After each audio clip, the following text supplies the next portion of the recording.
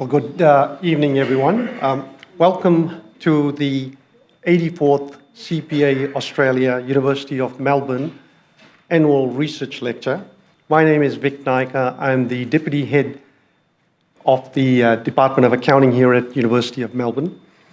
In our customary way, I would like to start by acknowledging the traditional owners of the land on which this lecture takes place, the Wurundjeri people of the Kulin Nation.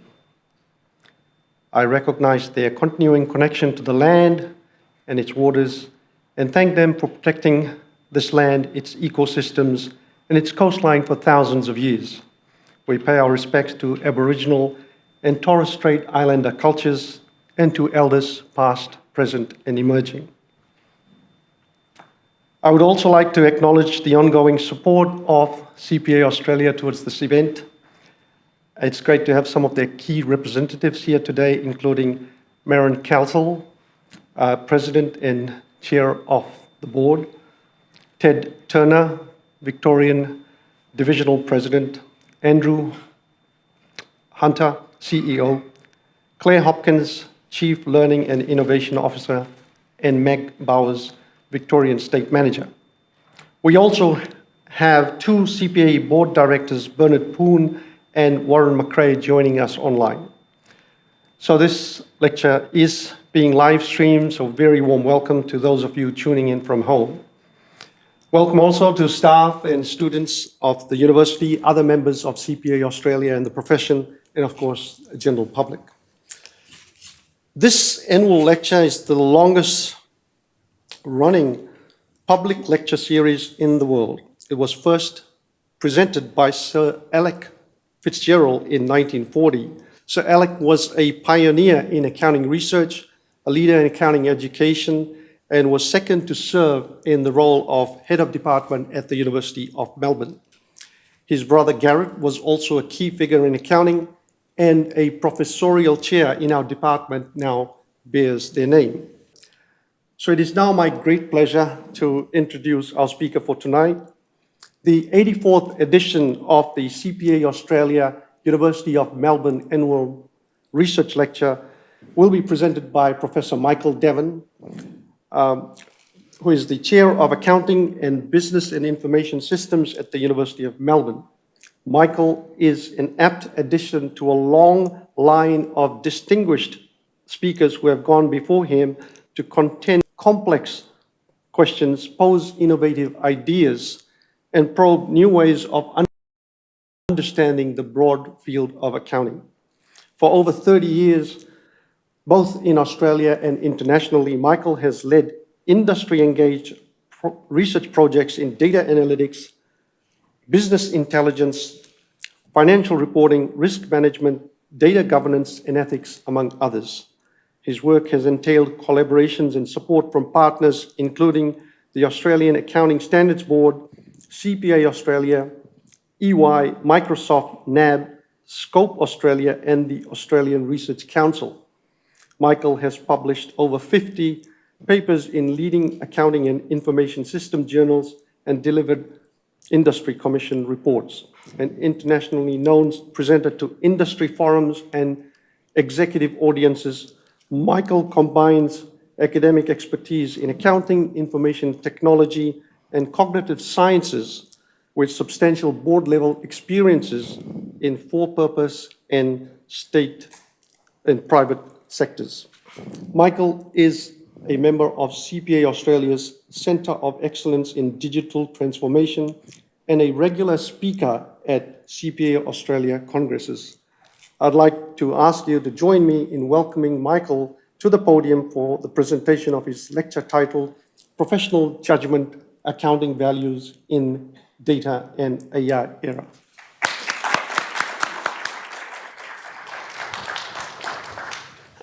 Thank you, Vic, and thank you, CPA Australia and colleagues here and online for the opportunity to share with you.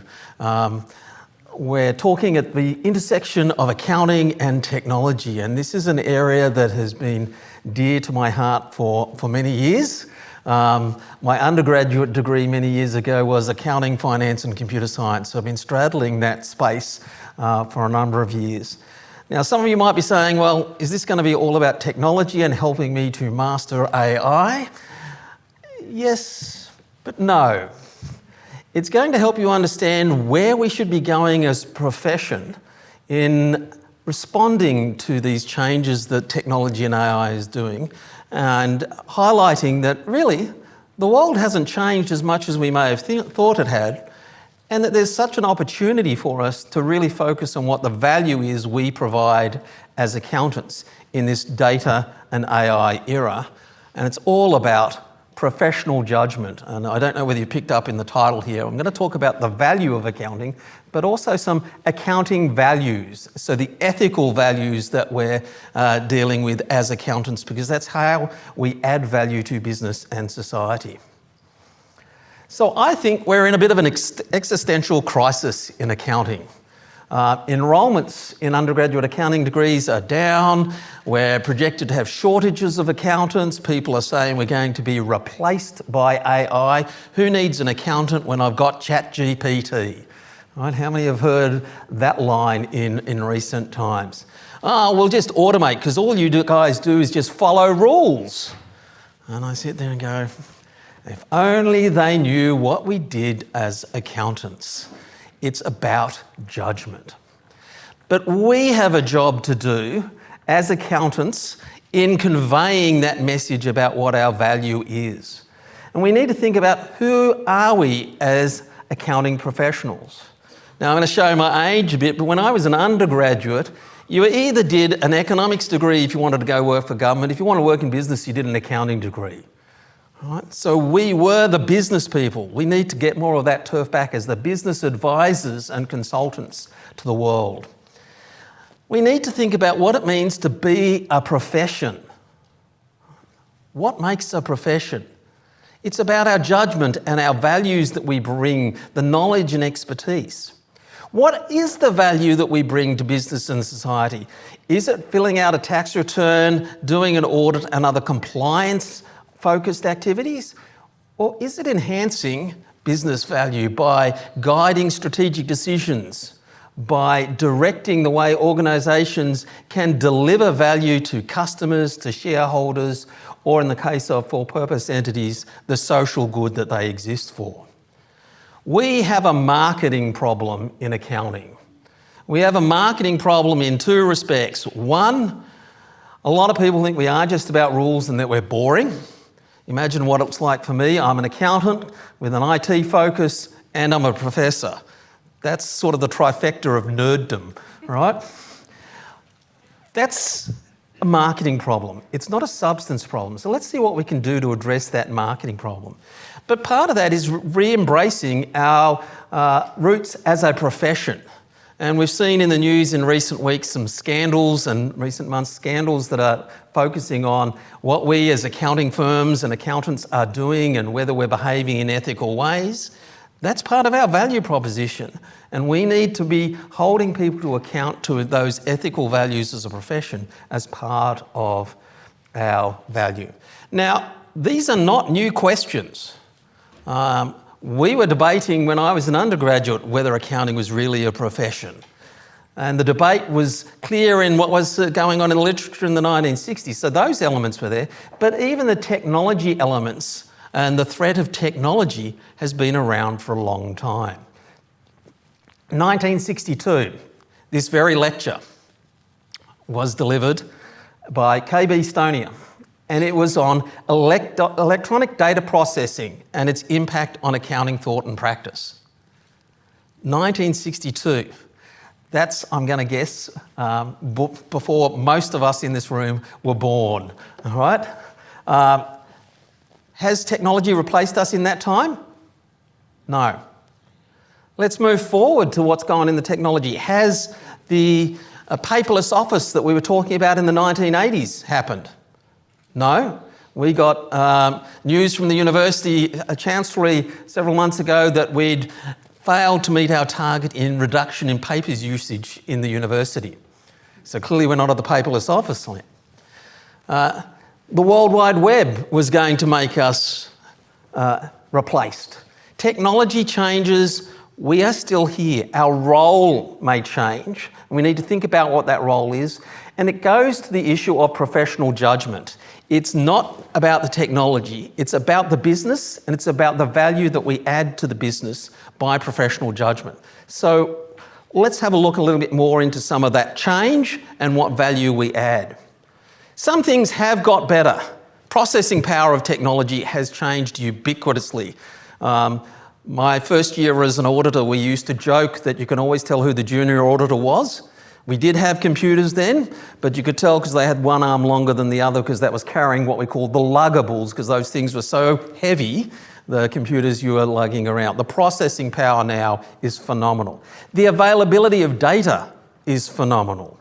The connectedness, not just of the technology that we've got with our mobile phones and everything, connecting everything together, but the connection of markets, the business connection that's there. The speed of activity is phenomenally fast. Decision making is happening in real time rapidly, and data is flowing across. It used to be, how do I get data? I don't have enough data. Now I'm just buried in data. How do I make sense of it? How do I deal with whether it's relevant, true, reliable? But some of the challenges that we face have not been properly addressed. Data quality is, if anything, a bigger issue. The veracity of the data, something we as accountants care immensely about, is still a problem. The human ability to interpret information. I don't think we've got astronomically smarter in the last 40 years. The chasm between IT and business knowledge. I have an honorary appointment at times and supervise PhD students over in our engineering school. And it's really scary when they propose some technological solutions to things without understanding the business impact. And I get the same thing on this side where someone thinks about what the business can do without understanding the technology's not going to scale that way or not going to function quite that way. That's been true for the entirety of my career since I finished my undergraduate in the late 80s. The business ethics and the role of ethics to us as a profession and the reputation of our profession, those are challenges that we will deal with on a daily basis. They aren't going to go away, and we better be doing something about them if we're going to survive. So what is our role? Who are we? Well, as accountants, we are the original business data professional. Right back to Pacioli days in the 14th century when we were doing double entry bookkeeping, we were the business data professionals. We were getting the data that provided the evidence for business decision making. That's our job. What does the AI tool come along and do? It just finds patterns in the data. That's not what we were doing. We were giving meaning to that data. We understand when I look at a set of financial statements, that's not a statement of fact in a concrete sort of sense. We know when we look at a set of financial statements, some of the numbers are fuzzy, some of the numbers are rock hard and very concrete, and there's interpretation, meaning making that we have to engage in. Our expertise in accounting and business is what allows us to make strategic decisions, to deal with the black swans, as the risk management literature calls it. The idea that there will be one-off events, things that are outliers that we may not have seen that won't be in the history data that the AI tool has analysed and found a pattern for us because it's never happened before. We as accountants design the business processes and controls that generate that data and ensure the trustworthiness and veracity of that data. So if we are in a data-driven world where AI is making decisions based on patterns from data, we're the ones that are controlling the quality of the data that's going to that, the fundamental input to the quality of the decisions that AI can make. Our role is getting bigger, not smaller. And as accountants, we are able to help organisations innovate and adapt. Now, that's not words you typically hear talked about with accountants, but that's what we're here for. I always struggle when I introduce the idea of accounting with students on things like open day and stuff like that. They say, well, what's your accounting really about? And I say, well, if you were over in the medical school today, they would talk about evidence-based medicine. Well, if you're going to make decisions in business, you want evidence, and the evidence that you start with is accounting information. We are the original business data professionals, and our job is as business storytellers to give meaning and interpretation to the data so we understand what it means. Right?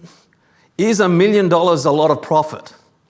Any accountant will tell you it depends. It's a judgment. Depends on the context. What's the asset base? What's the industry? Are comparators like? Something as simple as that requires judgment. It's the stories we tell as we make meaning with the data. Now let's talk a little bit about technology so we're all on the same page. What is AI? Now I've cheated a little bit here because I thought, well, if we're going to talk about AI, why don't we ask AI, who are you? So I went to ChatGPT and said, so what is AI? And it describes it reasonably nicely as systems that can do tasks that typically require human intelligence. Of course, then the question is, what's a task that typically requires human intelligence? But I want to highlight, AI is not new. It may be the flavour of the month, but it's not new. The neural network type technology that underlies at the heart of ChatGPT goes back to research in the 1960s. And in fact, if you go back even to the 1990s, I was teaching MBA students in the US neural networks. This is not new. It is much bigger than machine learning and generative AI like ChatGPT. Before we got these sort of technologies, we've had other technologies on that route of AI where we're really trying to program in the knowledge rather than the machine learning from data. So what is machine learning? Machine learning is really where the IT artifact is designed to scan and read through the data to find essentially patterns. I'm doing a very simplistic generalisation here. It involves looking at large data sets to be able to find those patterns. But just like us as students can get there and memorise things, so too can the machine learning. So it sometimes memorises the data rather than finding the thematic patterns that's in the data. And so we need to ask questions when we look at the data that is being used to train these systems, to identify patterns. Are those patterns meaningful?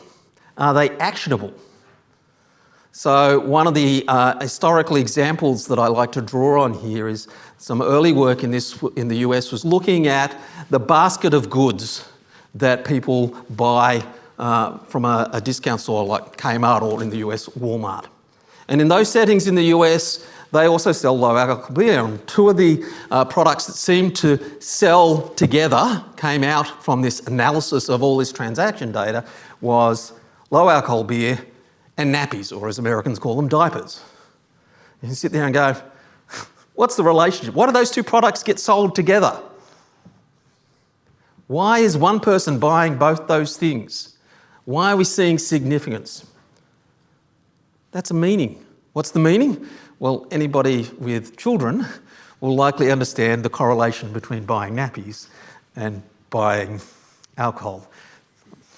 I'll leave that to your imagination on that one. But it asks the question, is the relation causal or purely correlational? Because if it's not a causal thing and we take action from it, we're being pretty dumb. So we shouldn't be taking the outputs of these AI tools and say, it found this pattern, we should do this. We should be saying, what does it mean? Do we believe that? Why would that happen? And be very careful because now we're trying to do an ex post justification of a result we've already got. That's not good. All right? So is the data that we're using here valid, accurate and complete? And hopefully those are terms that have meaning to us as accountants. These are the sort of things we talk about in auditing, getting valid, accurate and complete data in the way we design control systems. Is it still relevant? Because the world is changing. So data about the pattern that happened last year may not explain what's happening this year in a business. What about generative AI? Well, again, I cheated and I went to ChatGPT and said, what are you? It's a subset of AI that focuses on generating or producing content that's typically associated with human creativity and intelligence. So it's now getting to be a little bit more creative. Okay. But if you start to play with it at all, you'll also find it's got limitations. Its limitations are based on the large data sets and the patterns that are in those large data sets. And where it starts to fall down is in context. The more specific you get in the context, the worse ChatGPT gets, because ChatGPT and generative AI tools don't know what they're looking at. They're just saying, hey, probabilistically, this is the thing that is most likely to appear next in the sentence. That's essentially what they're looking at, which means you can get very mixed and inaccurate information, and we need to question that. And as I said before, this is basically neural network technology at the heart. That stuff's not new. The way we're using it, we've tweaked it a little bit and framed it a little bit and contextualised it and put it in different tasks. Yeah, there's some novelty there, but it's not radically revolutionary new. It's not really intelligent. It appears to be intelligent rather than actually showing understanding. It doesn't understand. It's memorised a pattern. And as I always tell my students, if you're just memorising stuff and you think just plugging numbers into a formula is going to make you lots of money, you've got a horrible shock coming your way. That's not where we add value. What I want to talk about is augmented intelligence. So how do we then think about what the AI and those algorithmic decision-making tools more broadly do for us when we couple those with the professional judgment? So we'll have some machine decisions informed by the data and the algorithms we've applied to that data to find those patterns. We'll have also decisions happening informed by our expertise, our local knowledge, context, and the ethical considerations. It's really hard to train AI to think about the ethicality if the ethicality hasn't been demonstrated in the data that's already there. So any biases you've got in past decisions are going to flow through in new decisions with the AI. As we combine that, there's different roles that we can see there. I can use the AI as an input to my professional judgment. It's just like another data source, but I'm the one that's making the decision. I can let the AI make a decision and have a control process where I'm going to review periodically the decisions it's making, just check that there's nothing that's anomalous there that's causing us problems. I may even get really clever AI, and this is not brand new either. I saw some of this stuff happening in systems in the late 90s. That was almost self-reflective. So it would sit there making decisions, but then it would track what was going on, saying, hey, the world isn't going the way I thought it was. So my patterns mightn't be right. The data that I'm extracting patterns from and extrapolating forward, this isn't going the way I thought it would. Can a human being come in and just have a look here because something's not right? We can also see, and this is, I think, the interesting part, the automation of those low-value, low-risk routine processes and decisions, which then allows us, with our expertise, to engage in those high-value, high-risk, non-routine cases. So if you think AI, and we're doomed as accountants, I actually think it's the reverse. All the mundane, boring, low-value tasks will be taken by the technology. What we get to bring then is the high-value, high-risk, value-adding activities, which means that accountants should be getting more interesting work and better rewards for doing so. So let's talk about professional judgment. And I want to take then some perspectives on professional judgment so we can understand that in different ways, because that's really what we're talking about, our value add. And very timely, one of the risks of doing a talk on anything AI is that the technology, new announcements and things are coming out all the time. But we're even seeing things advance on the ethics space because IESBA, the ethics body for accountants internationally, has just come out with their new ethics handbook. So this is hot off the press on their new definition of professional judgment, what it involves. Relevant training, professional knowledge and skill, commensurate with facts and circumstances, interests and relationships that are involved. I'm going to draw out from that issue of professional judgment what they label as the 5 principles: integrity, objectivity, professional competence and due care, confidentiality, and professional behaviour. Those are the things we are supposed to be doing when we are ethically exercising professional judgment. It's pretty clear sometimes we're falling a little short on some of these, but let's look at some of these then in the AI context. Within the IESBA handbook, It's really interesting because they actually start to take in some of the things that are concerning when we think about the use of AI and this augmented intelligence. Objectivity means that we've got to be careful about undue reliance on technology. Oh, I did it because the system said that I should do it.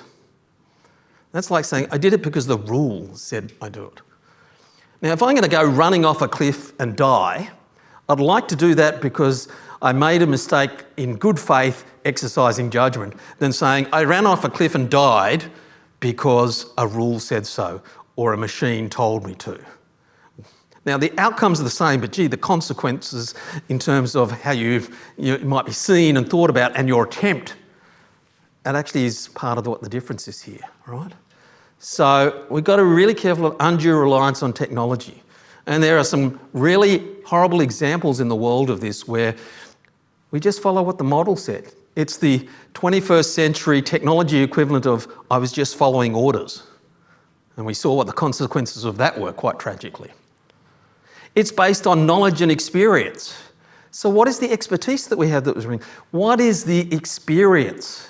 This is something I know students in particular always wrestle with. I've done my degree, can't I walk out into a management role? No, you haven't got the experience that helps you contextualise all this. On the same token, I'll come across business people who might be on a board of a not-for-profit and say, oh, look, I haven't got any qualifications. And I came across a smart guy once who said, oh, I've got a QBE. And he goes, what's a QBE? Something of the British Empire? It's qualified by experience. So experience and expertise go hand in hand here. That's important. Confidentiality is one of the principles here. Big question for you. Where's your data? When you type something into ChatGPT, where's your data? When you put it on Dropbox, OneDrive, whatever, where's your data?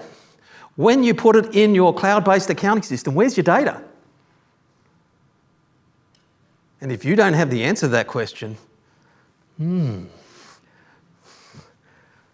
that's scary. So if we're going to exercise professional judgment, we need to think about knowledge and experience, we need to think about where our data is, we need to think about not over-relying on technology. From a cognitive perspective, we have to recognise, yeah, we're human, which means we are what Herbert Simon, the Nobel laureate, called boundedly rational. We don't even know the implications of everything that we know. We're not going to solve things like a computer. We're going to use heuristics, rules of thumb.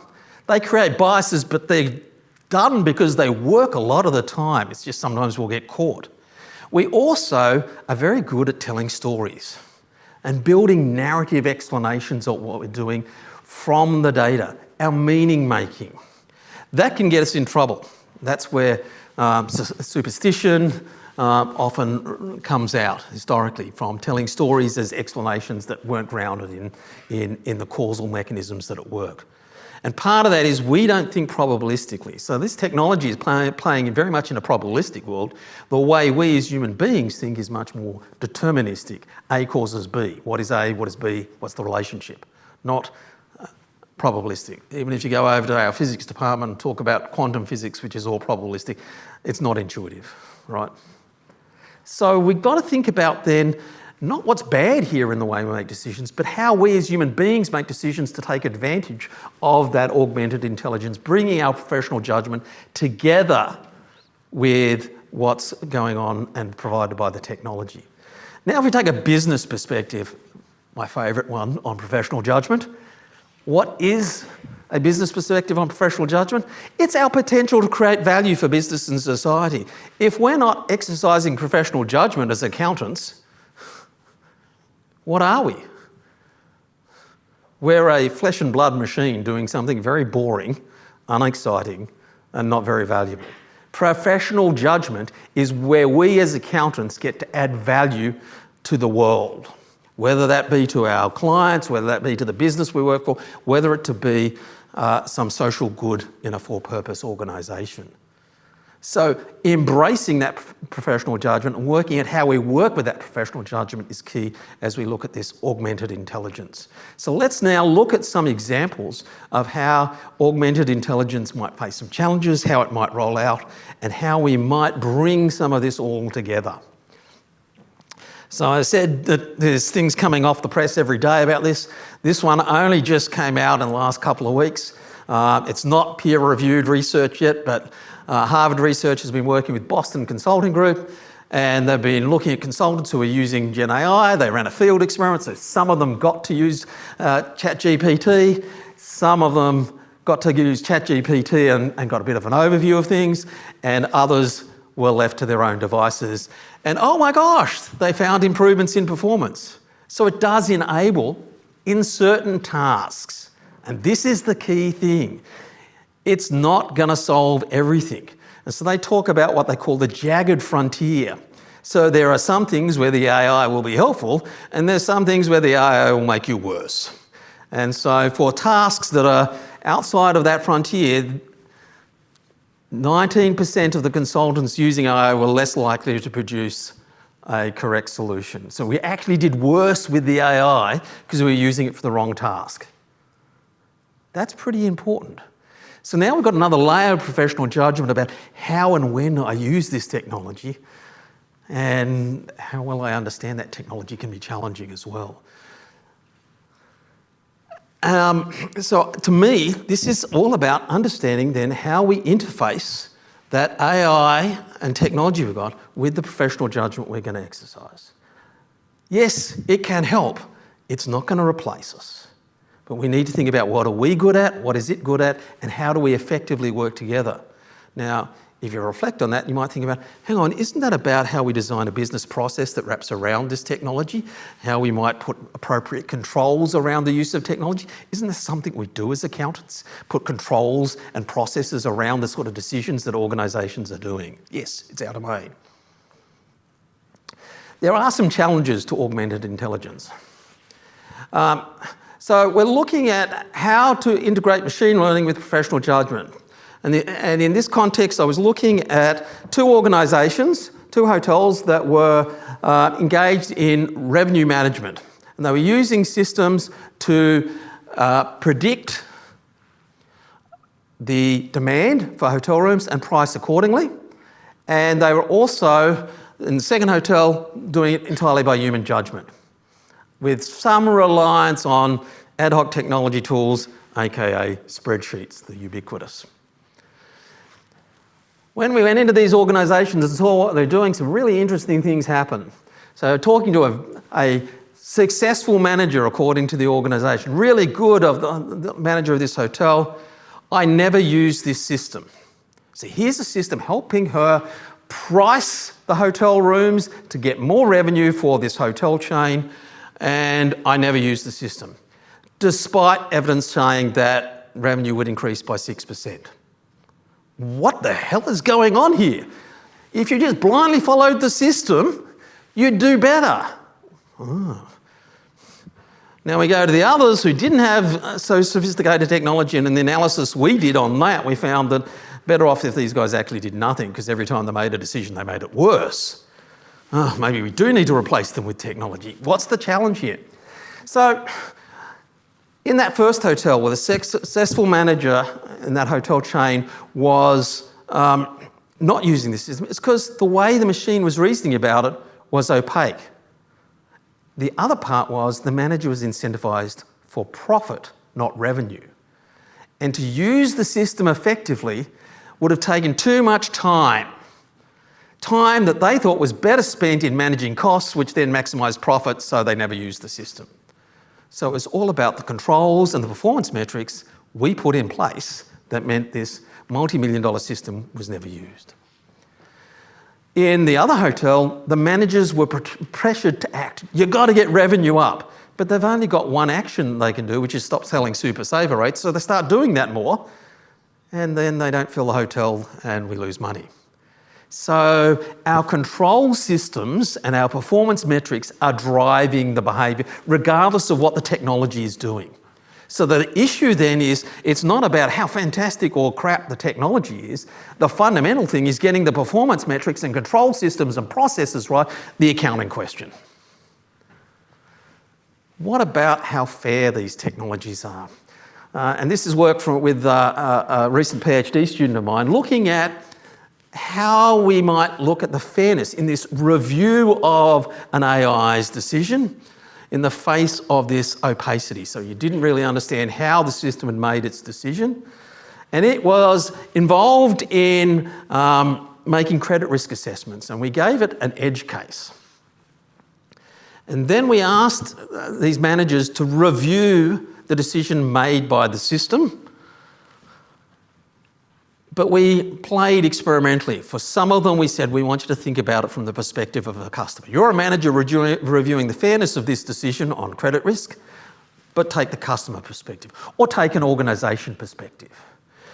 In another case, we gave them the ability to explore decisions in similar sorts of cases. And in a third situation, we gave them some information about what was done in the development of this system and the choices that the data scientists made about, well, we could use this model, and it's going to have competing impacts. What did we find here? Perspectives matter. If you ask someone to review the outputs of the system and put them in a customer perspective, they have a very different judgment about the fairness and the quality of the decision than if they're taking an organisational perspective. So what is the controls and metrics you're putting on that person that might be reviewing the system? And this is in credit risk. You might sit there, well, don't we want to automate some of the things there? Having done some work with some of the big four banks in the past, one of the interesting things that I kept getting told was, gosh, we can't get our loan officers to override the recommendations of the model, right? Where's their judgment? Where's their relationship with the customer? That's how they're going to add value. If they're just going to have the model make the decision, what's the point? So we have this over-reliance problem that's occurring. And the more we sort of sit it there as a static technology, the answer is X, the less judgment gets engaged, the more likely we're going to see that over-reliance happen. When we open up a little bit of the black box and reveal that, hey, look, the data scientist had three options. They could have taken a model that produced this sort of accuracy and this sort of number of false positives, this number of false negatives, versus this option versus this option. When you get to realise that these systems aren't producing a single right answer, but are producing an answer that is optimised to balance accuracy and false positives and false negatives, and there's a strategic choice that's made, it changes your perceptions of the validity of the recommendations of those systems. So again, getting into understanding the process, not the technologies of how these work, but just the choices that were made in the way these systems work. What about issues of accountability? So we did an experiment where 265 managers engaged in a sales forecasting task. And this is where we played with the history data. So we had a low frequency event occur, something that probably hadn't happened in the recent history, so may not have been captured well by the AI system and the data that it was relying on. And we played with two things: how much they understood about how the system worked. So was it, a deep learning AI tool, or was it some statistical model that was a simple regression thing that they'd have a reasonable idea about? We also varied how accountable they were for the forecast that they were generating. Were they no accountability? Were they made accountable to themselves? We made them think about what the right decision was for them. Or were they accountable to a superior about that? What we found was when the system's opaque, people say, well, I don't really know how it works, so I'm just going to make a quick judgment. I'm not going to reason diligently about this, and I tend to fail to adjust for new information about this low frequency event that might have occurred. And say, this doesn't happen very often, so maybe if this is extrapolating from history, I don't know how it's extrapolating from history, but it doesn't capture this event. It's unlikely to know about this. But what's interesting here is we saw that behaviour change when we introduced the right accountability mechanisms. So accountability matters. So I've been talking so far about the value of professional judgment. I want to highlight here accountability is a key part here. Without accountability, we can't have good professional judgment. And so bringing in accountability is a key thing. That's our space as accountants. Now I'm going to step up from the sort of individual level. Let's go to a board view. I'll get a death stare if I get anything wrong here from Stu Black, who's down the front, because this was Stu Black's PhD work that we did together. And trying to understand how organisations exploit this data asset that we've got. And we did interviews of 40 plus listed companies, the directors thereof. And we're after how often is data seen as a critical enabler, a key factor in the strategy of where they're going. And a couple of things came out. They saw it as a critical asset when they had an active board, when the board had an exploration mindset, when it's had a future-focused strategy. Now, okay, that's fine. What I wanted to highlight here, though, was what shocked us was not a core factor, and that was the technology or digital native amongst the non-executive directors. That wasn't the driver of this. It wasn't that, oh, we have to have our tech guru to be able to recognise how we can exploit data for value. It's about the business, not the technology. It's our domain as accountants, as business people. It's not about the technology. It's about understanding the business context, the opportunity, and the way we approach that. That's what we've got to be looking at. So when we talk about AI and data-driven organisations taking over our roles as accountants, no. Because it's not about the technology, it's about us as business people and the professional judgments that we make. Another piece of work we just published earlier this year was looking at how organisations become more data-driven. And we looked at a global IT organisation and a global bank. And this was done with some colleagues from MIT and a former PhD student of mine who's up at the University of Queensland now. And we were looking at how the business people worked with the data analytics people. And it was really interesting because the success came from how they were able to share the knowledge between them. So it's how you get the data analytics and the business people. It wasn't by, let's create our centre of excellence for data analytics over here in the organisation and it will roll out and make everything wonderful so it'll become a data-driven organisation. No, it was about how we connected the data science expertise with the business expertise. And so things like how you developed collaborative action and a strong value proposition supported by a management directive would drive, a re-engineering of a sales process to be much more a data-driven business process. Or in creating some standardisation, if you did some education and built that collaboration and a strong value proposition, you'd be able to get people using dashboards more and using those as evidence for their decision making. So it's really about how we create that knowledge integration side of what's going on. Finally, there's some work that CPA has supported us in doing where we went into 6 organisations looking at robotic process automation and how they were changing their finance functions. And we did interviews across firms in Australia and New Zealand. And the interesting thing across a diverse range of sectors was this was business-led, not about the technology. It was never, here's the RPA technology, let's run with it. It was business-led. It was an opportunity to redesign processes to leverage human intellectual capital. And some of the quotes there from some of our informants. You can't roboticize things. It's not a person's total job. You need the creativity, the thinking power, the decision-making. What you can do is eliminate those mind-numbing tasks. I think we're developing a skill set of the storytellers, not just the technical skills. We hire a combination of technical and business skills, but I actually prefer those that are the business skills. We can always teach the tech stuff. I can't get them to understand the business problem. So let's just dwell on that. It's not about becoming the greatest technologist. The business is the foundation, not the technology. So when we look to the future, some recent news articles, on the good side, EY is investing billions of dollars into AI. On the bad side, hey, don't forget about sustainability because, Microsoft has discovered that they're using a heck of a lot of water to cool all the technology that's sitting there behind ChatGPT. So what are we going to see happen? AI will increasingly be embedded in applications. It's going to become this generative AI, ChatGPT is not going to be this universal thing. It's going to be context specific within an organisation, using data that's proprietary to that organisation and kept within that organisation to maintain that confidentiality, to engage in specific tasks, which means it'll change professional work but not replace it. And so we think about our human judgment.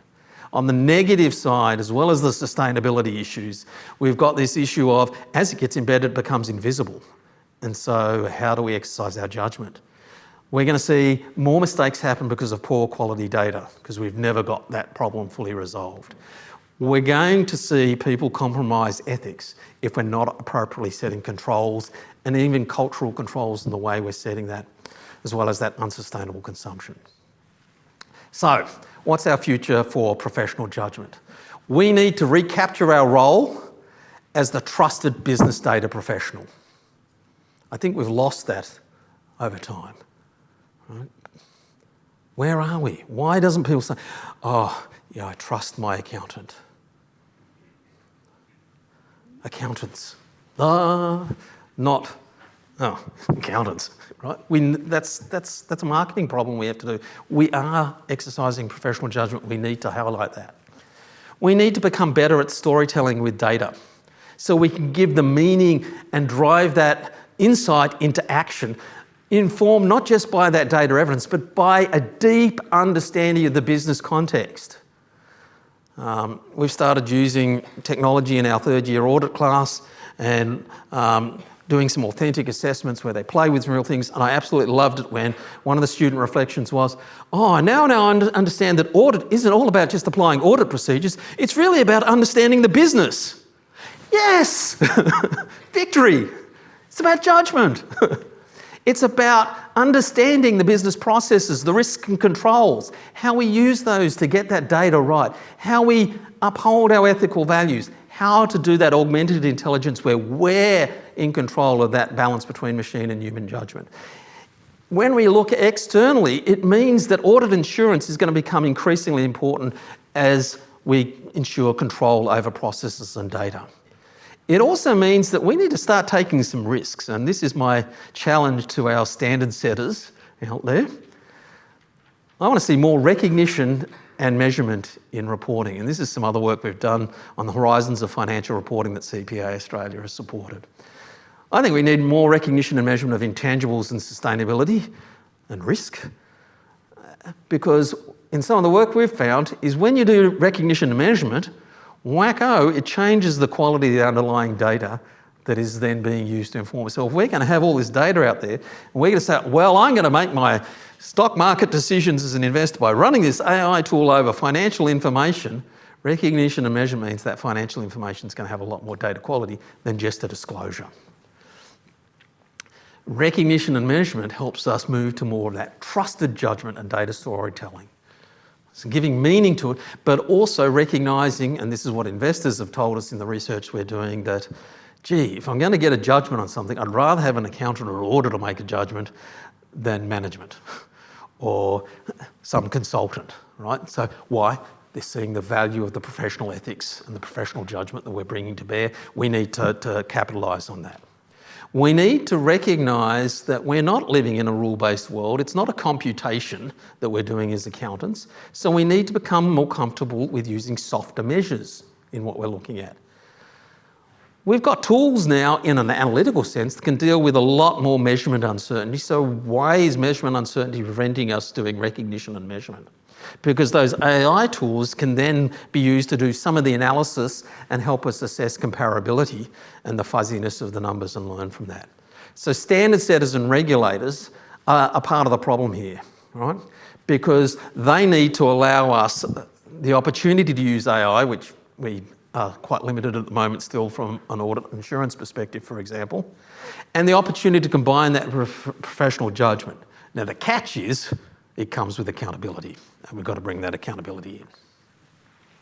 So, in closing, professional judgment is how we add value as accountants. It's about applying our training, aligning that with the context and the circumstances, with understanding the business that we're operating in deeply, thinking about the scope of our expertise and the tasks that we're engaging in, understanding the people that are there.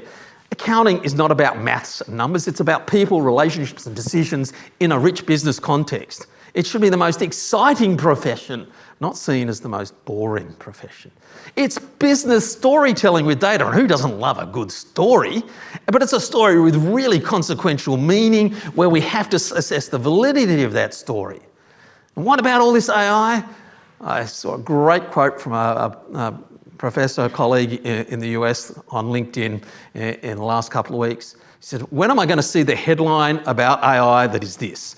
AI is designed by humans, applies rules created by humans to data generated by humans to find a solution acceptable to humans. So, oh my God, AI is all about people.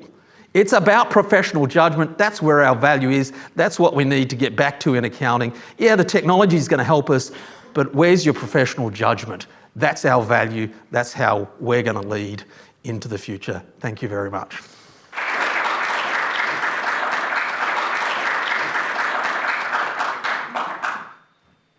Thank you, Michael, for that wonderful presentation. So we have about 10 minutes for Michael to respond to any questions you may have. I've got a question from Robin up the front here. Abby. It's more a comment. What worries me with AI is that they're limiting their use on what we've already created. And what will, is all knowledge going to stop at 2023? And that's the problem. Yeah. The AI in the machine learning sense, which is what we're really talking about at the moment, relies on history data. So if the data hasn't been updated, then the decisions you're making are outdated. I always like to use it's a horrible example, but I lived in New York through 9/11. And if you asked an AI tool early in the morning of 9/11, just after the towers got hit, what's going to happen to the S&P 500 today? It's going to look at historical data and make a prediction, and it's going to be wrong. You ask any idiot on the street who has no business or finance knowledge, what's going to happen to the stock market today? And they're going to say, oh, it's going to tank because the towers are, context, right? It's not in the history data. It's not going to be hard to project from that pattern. So just a question about the marketing issue, because I think the marketing issue is not purely a marketing issue, because if I were to characterise a lot of people who choose to study accounting today, the kinds of people, if I look at our students, the people who are averse to exercising judgment, very averse to any ambiguity, and I'm not sure I would put a lot of value in their skills in terms of business storytelling with data. So the question is, how can the profession attract the kind of people who can do this kind of thing, as opposed to the people who are going into accounting because it's a job, I get this qualification, and then I'm going to make X dollars per year? So I think to me it's a marketing problem in multiple directions, not just to the consumers of our services as accountants, but also to the students and high school kids who are contemplating, well, what do I do accounting? Oh, accounting, the number of times I've been asked, oh, I don't think I can do accounting, I'm not good at math. I'm sorry? Where do we do much advanced maths in most of day-to-day practice of accounting? Right. Do you understand business? Do you understand judgment? Do you have effective interpersonal skills to be able to communicate it? Are you a problem solver, critical thinker? Those are the things. The perception that is wrong there. So you're right, we're attracting sometimes the wrong sort of student. In fact, I would say that sort of student shouldn't even be at university. And I go back long enough that when I went to the US to do my PhD, I was interviewed for a Fulbright scholarship, which I didn't get. And I knew I wasn't going to get it when the chair of the interview panel was an emeritus professor of philosophy who said, when I was a kid, if you wanted to do accounting, you went off to so-and-so technical college at night and you did your accounting qual. Why the heck are you guys at university? And my answer to that is professional judgment, right? That's not about training, it's not about book knowledge, it's about learning to reflect, exercise that professional judgment. And we have to change the way we're communicating that at all levels, to the clients we have, to the economy and world that we operate in, but to the students that are coming into the profession if the profession is going to survive. We'll go on to our online audience. Jane's been monitoring that. So Jane's few questions here, I think. So apologies in advance if this one's a little bit from left field, but you talked about accountants' judgment and black swans. Yep. So the question is, what about accounting judgment and green swans? Green swans. Yeah, so green swans is where the event is certain to happen, but the timing and the extent of the impact, magnitude of the impact are uncertain. Look, we need to be able to get better at dealing with uncertainty and ambiguity, but the future is always unknown. And so that's a timing question, but the answer to that is, well, then what are the indicators that I need to be monitoring over time to see whether this is going to hit tomorrow or in 3 years' time, and what actions am I taking? And so it's things like our performance metrics. What's the metrics that are going to make sure that we're accountable, not just for making our millions of dollars today, but making sure we've got a business that will still be functioning and surviving. So I teach a first year class here that we're making all our BCom students do called Sustainable Commerce. And it's a bit of a challenge for some of them to think about that issue of sustainability. And they said, but I'm here to just make profits. That's what we want to do in business. And I say, no. If you're not being sustainable, you're not actually running a business. You're engaging in a transaction, not running a business. And if you engage in a transaction, you better make a lot of money from those first few transactions, because eventually people are going to say, I'm not going to transact with that person because they're just doing it to make the killing in that one go. People want to engage with a sustainable business over time, because that's where they're going to share and we're all going to grow in the benefits we get, not in I'm transacting with you to take advantage of you, right? And you'll create an unsustainable business. Now, that might work in very short term, but that short term is getting shorter and shorter now. And that's the problem. I mean, I look at businesses like Uber. I sit there and go, at the moment, they're taking advantage of a disadvantaged workforce largely that they are taking advantage of through technology to get cheap labour to deliver a service. But if we see things change and the gig economy changes and we now make them all employees, which is where we're moving to, Uber is unsustainable. And it hasn't been making money much until this year anyhow. It's dead. What's it banking on? It's banking on driverless cars coming in soon enough, and I don't think it's going to get that technology there soon enough. Yeah. Another question from online. So, how to enhance graduates' professional judgment skills in the current university accounting curriculum in the context of AI? To me, I think one of the things that we need to do much, much more of, and it's expensive, but I think it's important, is move to more and more what we call authentic assessment. So stick them in a real problem. So I mentioned we were doing stuff in our undergraduate audit class, graduate audit class, where we're getting them to engage in real things. So we had a business, a not-for-profit business, that we got some data from that they were then able to do essentially parts of the real audit for. We had a video that they would get a briefing from the engagement partner from the firm downtown that was doing the audit of this. It was real. The first time they did that, in discussions with the audit lecturer, I said, did you give them the template in the spreadsheet for the working papers? Because they look brilliant. He goes, no. I said, these are great, because they all created it from scratch because they were trying to solve the problem about what's going on. So I think it's about creating those authentic assessments and authentic learning experiences where we see what otherwise looks like fairly simple business concepts, put them together in a context. Now the complexity comes there and it's, it's not straightforward. And that's where we're going to develop the judgment. There isn't a right answer. There's a reasoning about this, and it's the reasoning path that we start to play with and explore. I think we've run out of time. So thank you, Michael, for your insights into an area that is becoming increasingly important. And I know this is something we're very mindful of when we're discussing its potential impact on how we go about doing things at the university. So I'd like to thank you for the important role that you have played in these conversations. Now, as is customary, I'd like to finish off by presenting Michael with the University Medal for presenting the 84th edition of the CPA University of Melbourne Annual Research Lecture. Thank you, Michael.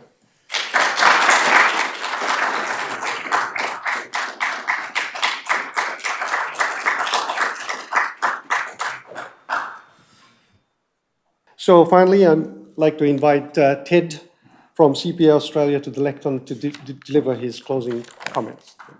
Thank you.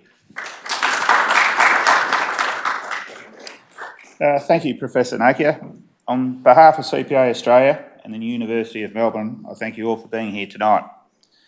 CPA Australia is one of the largest accounting bodies with a global membership of 170,000, working in 125 countries and regions around the world. CPA Australia is thrilled to once again partner with the University of Melbourne to present the annual research lecture, the oldest continuous research lecture series to be held anywhere in the world. Since its origins in 1940, this lecture has proven to be an invaluable platform for the latest thinking and research in accounting, finance, and to be shared and discussed. CPA Australia is particularly proud of the long-standing tradition and delighted with the ongoing relationship with the University of Melbourne. At the heart of this relationship is a belief that education empowers people and helps them realise their potential, ultimately leading to the advancement of the accounting profession. This evening, we've heard from Professor Michael Davern about the horizons of financial reporting and the challenges of the intangibles, sustainability, and the role of professional judgment, particularly regarding the measurement of uncertainty and investor decision-making. AI and automation become an integrated part of our profession on a daily basis. The challenge to professional accountants and business leaders is to look beyond the reactionary to ensure that as a profession we contribute as professional advisors on the risks and controls that society requires. A challenge I'm sure we're all up for. Thank you for joining us this evening, and I look forward to seeing you again in 2024.